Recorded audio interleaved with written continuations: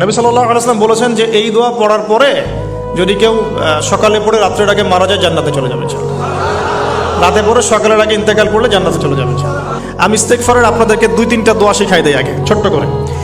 1 number, যারা একটু পড়াশোনা করেন মাশাআল্লাহ তারা এইটা পড়বেন, সাইয়্যিদুল ইস্তেগফার। সাইয়্যিদুল ইস্তেগফার আমার সাথে বলবেন, আল্লাহুম্মা আনতা রাব্বি লা ইলাহা ইল্লা আনতা খালাকতানি আনা আবদুক ওয়া আনা আলা আহদিক ওয়া ওয়া'দিকা মাস্তাতা'ত আউযু বিকা মিন শাররি মা সানা'ত আবু'ু লাক বিনি'মাতিকা আলাই ওয়া আবু'ু বিযানবি ফাগফিরলি ফাইন্নাহু লা ইয়াগফিরু যুনুবা ইল্লা আনতা।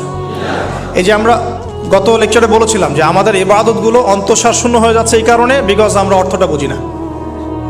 এই যে দোয়াটা আপনি করলেন, নবী সাল্লাল্লাহু আলাইহি ওয়াসাল্লাম বলেছেন যে এই দোয়া পড়ার পরে যদি কেউ